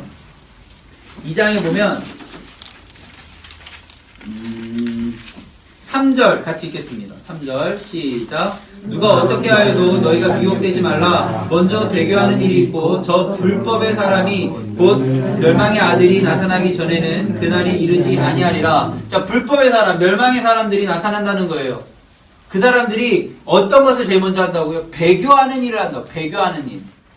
배교하는 일을 하고요. 4절에 보면 대적하는 자, 신이라 불리는 모든 것, 숭배하는 것들에 대항하여 그 위에 자기를 높이고 하나님의 성전에 앉아 자기를 하나님이라고 내세워요. 이단 교주들이 나타난다는 거예요. 그러니까 뭔가 이제 곧 예수님 오신다라는 그런 마음 가운데 불안한 그런 상황 속에서 이단 교주들이 나온다는 거죠. 그래서 5절에 보면 내가 너희와 함께 있을 때에 이를 너희에게 말한 것을 기억하지 못하느냐? 기억하라는 거예요. 그 마음을 지켜라. 그래서 불법의 일들이 계속 나오는데 여기 보면요.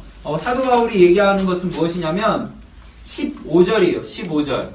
2장 15절 같이 읽습니다. 그러므로 형제들아 굳건하게 서서 말로나 우리의 편지로 가르침을 받은 전통을 지켜라. 편지가 뭐예요? 바울의 서신이죠. 우리 지금으로 하면 신약성경. 성경에서 말한 복음이 무엇인지를 기억하고 그것을 끝까지 지켜라. 사람의 말에 현혹되어지지 말아라 라고 이야기하는 게 사도 바울의 이야기입니다. 3장 6절에 보면 형제들아 우리 주 예수 그리스도의 이름으로 너희를 명하노니 게으르게 행하고 우리에게 받은 전통대로 행하지 아니하는 모든 형제에게서 떠나라.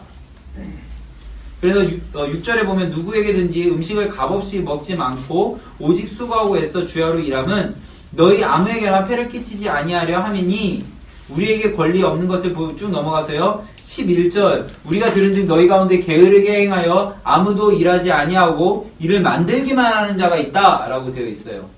그래서 12절에서 이런 자들은 우리가 명하고 주 예수 그리스도 안에서 권하기를 조용히 일하여 자기 양식을 먹으라 이렇게 이야기를 하고 있습니다. 포인트는 뭐예요? 데살로니가 전서가 하도 강림에 대한 이야기를 하니까 마음 가운데 흔들림의 상황 속에서 불법의 사람이 그 마음을 더 부채질하면서 하나님의 전통을 따르는 것이 아니라 말에 그것들을 흔들어 놓는다는 거죠. 그래서 그 상황 속에 빠지지 말고 전통을 지키고 바울의 편지, 신약 성경을 끝까지 읽으면서 그 마음을 지켜나가라 라고 하고 있는 겁니다. 그게 바로 데살로니가 후서예요. 자, 그 다음에 디모데 전서 가겠습니다. 디모데 전서는요, 디모데, 한 번씩은 다 들어보셨죠? 디모데는요, 에베소 교회의, 우리로 따지면 담임 목사예요. 자, 에베소 교회. 전통을 자랑하는 교회입니다. 그리고 이 교회는요, 담임 목사님 정도의 레벨이 되는 많은 성도들이 있어요. 소위 말해서 교리에 정말 융통하고 성경을 잘 아는 그런 사람들이 있어요. 근데 디모데에게는 정말 아킬레스건은 아니지만 이 사역을 하기엔 조금 어려움이 있어요. 그게 뭐냐면 어리다는 거예요. 어리다는 거. 예를 들어서 저희 교회 담임 목사님이 처음에 여기 담임 전도사로 오셨다고 알고 계시죠? 그때 꽤 나이가 지금보다 많이 어리셨을 거예요. 그죠? 그 상황 속에서 그 교회 안에서 뭔가 이렇게 사역을 할 때 조금 쉽지는 않았을 거라고 저는 예상이 되어져요. 우리나라 정서, 이 유대인들의 정서도 좀 그런 비슷한 게 있어요. 그 나이에 많고 적은. 왜냐하면 레위기 19장에 보면 거룩한 사람들의 그런 목록들이 쭉 나오는데 거기에 뭐 어떤 표현이 있냐면요. 흰머리 앞에서 일어서라 라는 표현이 있어요. 우리로 따지면 동방예의지국에서 뭐 장유유서 뭐 이런 느낌이 유대인들이 율법 안에 굉장히 많거든요. 그래서 나이가 어린 사람한테 배우는 것을 사실 잘 못해요. 근데 여기 계신 분들은 진짜 대단하신 거예요. 저는 정말이에요. 제가 예전에 사역하기 전에 청년부도 저도 했거든요. 20대 초반에 청년으로 있을 때요. 제가 어렸거든요. 20대 초반 막 이럴 때. 그럼 저의 제 관하라에 있었던 소그룹원들이 저보다 다 나이 많아. 제 신학생이라고 막 이렇게 나이 많은 사람들 막 보내주는 거예요. 근데 아주 6개월짜리 소그룹을 하는데요. 한 5개월 좀 지나면 서로 친해지고 막 이제 별 얘기 다 하잖아요. 6개월 끝날 때 돌아오면서 얘기를 다 하잖아요. 걔네들한테. 그 형님, 누님들이 뭐라고 얘기하냐면 처음에 마음이 참 어려웠다고 얘기하는 거예요. 다. 그러면서 어린애한테 이런 걸 내가 배워야 되나, 내 정도밖에 안 되나, 뭐 별 얘기를 다 하는 거예요. 뭐 내가 신앙이 너 이 정도 뭐 이런 얘기하면서 뭐 되게 힘들어 하시더라고요. 2-3살밖에 차이 안 났어요. 근데 여기서는 굉장히 어렸던 디모데가 굉장히 견고하고 탄탄하고 그 안에 좀 잘 닦여 있는 교회에 담임 목사로 간 거예요. 바울이 어땠을까요? 굉장히 염려됐겠죠. 염려됐을까요? 그래서 쓴 편지가 바로 디모데 전서예요. 그러니까 목회 이렇게 해라. 그러면은 우리 안 읽어도 되겠네요. 이 목회하실 분 없잖아요. 근데 그렇지 않아요. 우리 한 명 한 명은요, 각자의 삶의 자리에서 하나님의 복음을 전하는 목회자예요. 그렇기 때문에 이 자리에서 우리의 연약함이 있다면, 삶의 자리에 연약함이 있다면 디모데전서에서 바울이 전하는 이야기가 곧 우리의 이야기가 되는 거죠. 바울이 뭐라고 얘기하냐면요, 1장 5절이에요. 이 교훈의 목적은 청결한 마음과 선한 양심과 거짓이 없는 믿음에서 나오는 사랑이거늘 사람이 이에서 벗어나 헛된 말에 빠져 율법의 선생이 되려 하나 자기가 말하는 것이나 자기가 확증하는 것도 깨닫지 못한다. 지금 어쩌면 네 앞에 있는 사람들은 자신의 아집 안에 쌓여서 너의 이야기를 듣지 않을 수도 있다라는 것을 이야기하는 거예요. 지금 이런 상황을 얘기하는 거죠. 어쩌면 지금 우리가 만나는 사람들이 세상의 가치관과 세상의 기준에 취해서 우리의 복음을 듣지 않을 수도 있어요. 그런 상황 속에서 우리가 해야 되는 건 무엇이냐면, 자, 2장 1절에 딱 나와요. 2장 1절. 그러므로 내가 첫 번째 권한다. 제일 먼저 권하는 게 뭐예요? 기도하라는 거예요. 기도하라. 이 앞에 뭐 많이 나오는데요. 제일 첫 번째 권하는 건 뭐냐면, 사도 바울이 디모데에게, 이런 상황 속에 있는 디모데에게 첫 번째 권하는 건 모든 사람을 위하여 간구와 기도와 도구와 감사를 해라. 제일 먼저 기도하라는 거예요. 제일 먼저 하라고 한 게 기도하라는 거예요. 그 두 번째로 임금들과 높은 지위에 있는 모든 사람을 위하여 하라. 이는 우리가 모든 경건과 단정함으로 고요하고 평안한 생활을 하려 합니다. 그러니까 이 말은 뭐냐면 지금 너가 속해 있는 사회를 위해서 기도해라. 자, 첫 번째, 모든 사람, 그 주변에 있는 모든 사람들을 위해서, 너가 관계하고 있는 사람들을 위해서 기도하고, 두 번째는 이 사회를 위해서 기도해라. 그러니까 이 사회를 위해서 기도하는 게 그리스도인들의 꼭 해야 되는 일들 중에 하나라는 거예요. 첫 번째 뭐예요? 기도하라는 거예요. 기도의 그 바운더리가 뭐예요? 사람들, 그 다음에 사회. 이게 예배소에서 사역하는 디모데에게 바울이 첫 번째로 권한 이야기입니다. 그 다음에 3장에 보면 감독의 자격, 집사의 자격, 이런 얘기들이 쭉 나오는데요. 이거 그냥 한번 쭉 읽어보시고요. 쭉 읽어보시고 12절입니다. 12절. 죄송해요. 4장 12절. 4장 12절 우리 같이 읽을까요? 있습니다. 누구든지 내 연소약함을 업신여기지 못하게 하고 오직 말과 행실함과 사랑과 믿음과 정절에 있어서 믿는 자에게 본이 되어. 자, 지금 바울이 걱정하는 게 뭐라고요? 연소함으로 업신여길 것이다 라는 것을 걱정하잖아요. 그러면 그 디모데 마음 가운데 제일 걱정되는 게 뭐예요? 저 사람이 내가 어려서 무시하면 어떡하지? 라고 생각하는 거예요. 그러니까 바울이 딱 말해요. 업신여기지 못하게 해라. 그 방법을 알려줄게. 오직 말과 행실과 사랑과 믿음과 정절에 있어서 모든 믿는 자에게 본이 되어라 라고 되어 있어요. 그래서 13절에 그렇게 하기 위해서 해야 되는 일이 딱 나오는데요. 내가 이를 때까지 읽는 것, 권하는 것, 가르치는 것에 전념해라. 다른 거 하지 말고 읽는 것, 성경을 읽는 것, 그리고 권하는 것, 권면하는 것, 성경을 근거해서 권하는 것, 그리고 가르치는 것에 전념해라. 그래서 목회자들은요, 성경을 진짜 잘 알아야 돼요. 그러니까 세상의 철학을 이야기하는 것이 아니라, 세상의 이론을 가지고 얘기하는 것이 아니라 성경을 근거로 권면하는 거예요. 끊임없이 공부하는 것.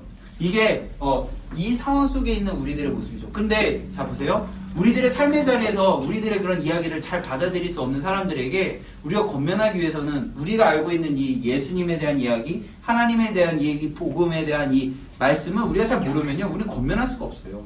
그래서 성경을 공부해야 되는 이유가 이런 거예요. 여기 보시면요, 그 다음에 15절에 보면 이 모든 일에 전심전력하여 너희 성숙함을 모든 사람에게 나타내라. 최선을 다하라는 거예요. 그냥 대충 하는 게 아니라 최선을 다해라 라고 되어 있어요. 그리고 6장 10절로 가겠습니다. 6장 10절을 읽기 전에 제가 6절부터 읽을게요. 그러나 자족하는 마음이 있으면 경건은 큰 이익이 된다. 자족하는 마음이 있으면 경건은 큰 이익이 되는데요. 그때 딱 얘기한 게 10절이에요.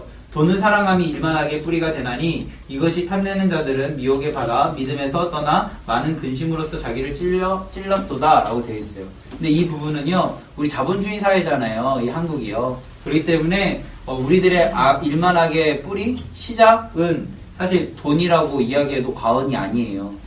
그러니까 이 시대는요, 점점 돈을 사랑하고요, 돈을 갖고 있는 것을 드러내고 싶어 해요. 저는 이 시대상 속에서 우리가 진짜 그리스도인으로 살아갈 때 많은 걸림돌이 있는데 우리들의 마음을 힘들게 하는 것 중에 첫 번째가 돈이라고 생각해요. 자족하는 마음, 이건 뭐냐면요, 지금 이야기 전체를 하나로 묶는 건데, 자족하는 마음은요, 하나님의 부르심에 순종하는 거예요. 자족하는 마음. 하나님이 나에게 돈을 많이 주셨네? 하나님 나에게 돈을 조금 주셨네? 이런 많고 적음이 아니라 지금 나에게 보여주신 것에 자족하는 것이 여기 바울이 얘기하는 경건이에요. 경건. 자족하는 것이 경건. 그래서 여기 10절에서 나와 있는 게 돈을 사랑함이 일만하게 뿌리다 라고 되어 있고요. 그것으로 인해서 많은 근심으로서 자기를 찔렸다라는 표현들이 있다라는 사실을 기억하시면 좋겠습니다. 그래서 이어서 얘기하는 게요, 11절이에요. 오직 너 하나님의 사람아, 이것들을 피하고 의와 경건과 믿음과 사랑과 인내와 온유를 따르며, 12절, 믿음의 선한 싸움을 싸우라, 영생을 취하라. 이를 위하여 내가 부르심을 받았고 많은 증인 앞에서 성한 증언을 하였도다 라고 되어 있습니다. 그래서 여기 쭉 보시면요, 사도 바울이 디모데와 관련된 이야기를 할 때 17절, 우리 오해하시면 안 돼요. 내가 이 세대에서 부한 자들을 명하여 마음을 높이지 말고 정함이 없는 재물을 소망을 두지 말고 오직 우리에게 모든 것을 후히 주사 누리게 하시는 하나님께 두며, 이 표현은 뭐예요? 너의 삶 가운데 돈이 많든 그리고 돈이 적든 그 상황 속에서 하나님께서 부르신 그 부르심을 바라보라는 것을 우리는 성경 곳곳에서 찾아볼 수 있어요. 보세요. 부한 것을 명하여 마음을 두지 말고 정함이 없는 재물에 소망을 두지 말아라 라는 표현을 쓰잖아요. 그래서 우리들의 삶 가운데 지금 우리는 무엇을 바라보고 있는가, 그것을 끊임없이 반문하고 묻고 또 물어야 되는 거예요.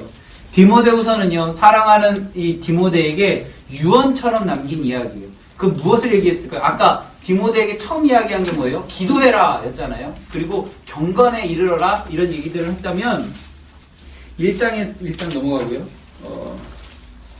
2장 3절이에요. 2장 3절. 2장 3절 보겠습니다. 2장 3절 있습니다. 너는 그리스도 예수의 좋은 병사로 나와 함께 고난을 받으라 라고 되어 있어요. 뭔가 누리려고 하지 말아라. 뭔가 이루려고 하지 말아라. 고난을 받으라. 그래서 4절에 보면 병사들은 어떻다고요? 자기 생활에 매이지 아니하고 하나도 없나니 이는 병사에 모집하는 것으로 기뻐한다 라고 되어 있어요. 자, 고린도 후서에 보면요, 바울이요, 어떻게 얘기하냐면, 지금 이 땅은 그냥 지나가는 장막이다. 하늘에 영원히 거할 처소가 있다. 이 땅에 있는 이 장막에 너무 마음을 두지 마라 라고 얘기를 해요. 그래서 바울은요, 지금 우리가 누리는 이 모든 것들이 그냥 지나가는 거라고 얘기해요. 지나가는 거라고. 그래서 그 마음 너무 두지 말아라 라고 되어 있고요. 우리 2장 15절 보겠습니다. 2장 15절 있습니다. 너는 진리의 말씀을 옳게 분별하며 부끄러울 것이 없는 일꾼으로 인정된 자로 자신을 하나님 앞에 드리기를 힘쓰라. 포인트는 뭐예요? 하나님께 드리기를 힘쓰라 라고 되어 있어요. 그래서 이게 왜 유언이에요? 라고 물어볼 수 있잖아요. 왜 유언이에요? 라고 얘기하는 이유, 말씀드리는 이유는요, 우리 4장에 보면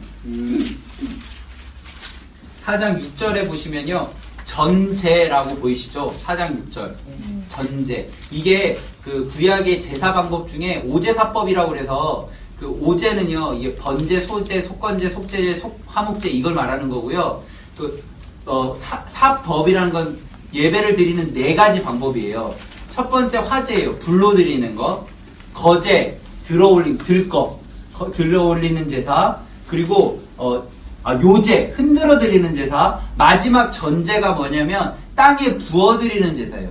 그 땅으로 들어간다는 표현을 전제라고 쓴 거예요.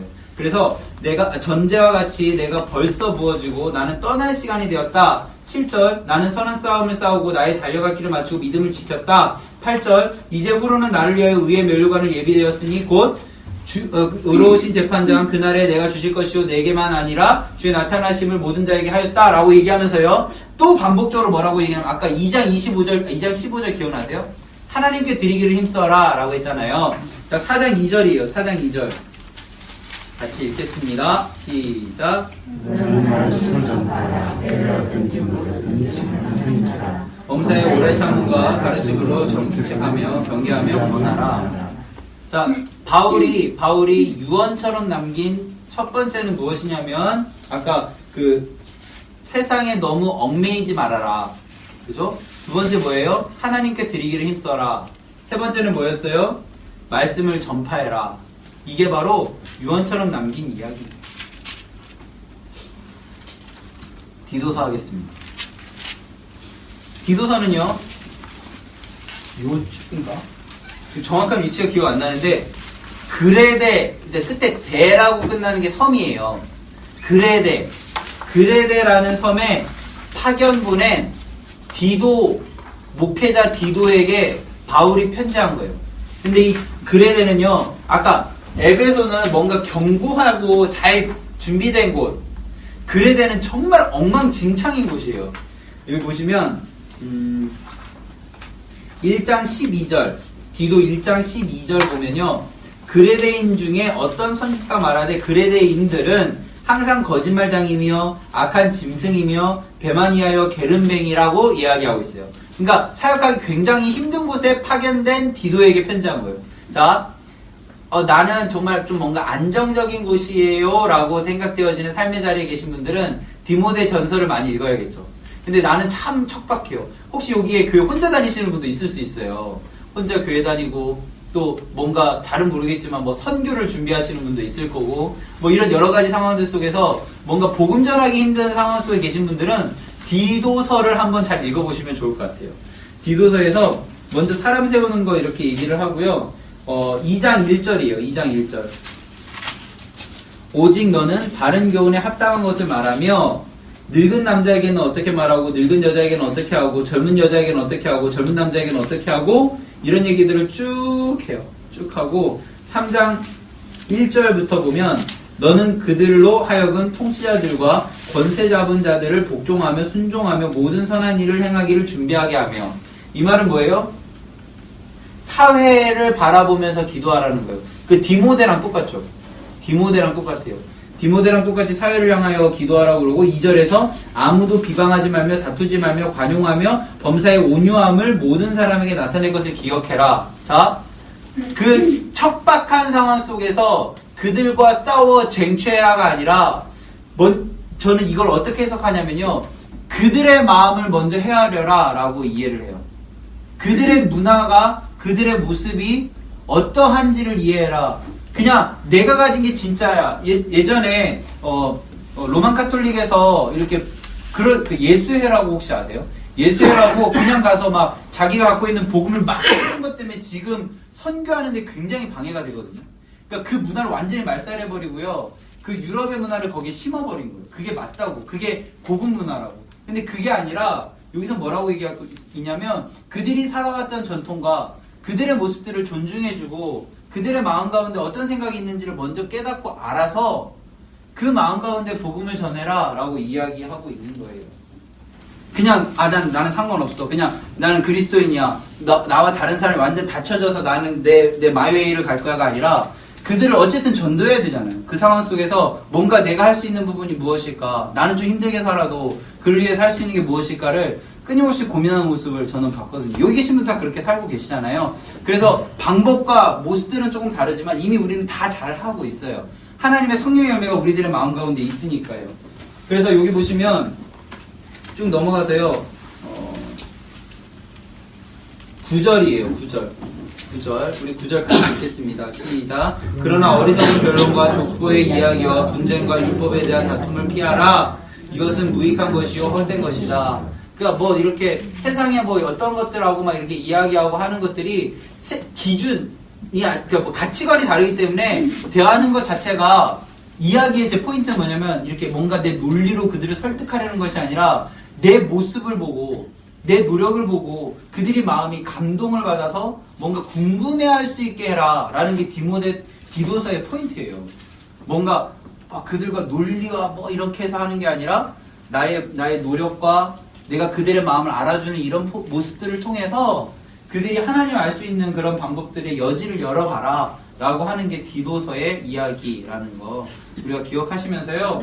빌레몬서만 보면은 우리 바울서 지금 다 봤어요. 자, 빌레몬서는 딱 하나예요.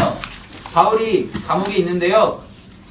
그때 이렇게 가깝게 동역자로 지내게 된 사람이 있는데 그게 바로 빌레몬이에요. 근데 이 빌레몬이 원래 어떤 사람이었냐면 오네시모라는 사람의 종이었어요. 근데 오네시모랑 바울이 안 거예요. 그래서 바울이 편지를 써서 야, 이 빌레몬 내가 거꾸로 말했나? 죄송해요. 지금 제가 좀 이게 머리랑 입이랑 따로 나오기 시작했어요. 하여간 그래서 이제 편지를 써가지고 야, 내가 얘랑 같이 동역해야 되니까 얘 안에 있는 그런 걸 탕감해줘라. 이런 얘기가 개인적인 편지가 빌레몬서입니다.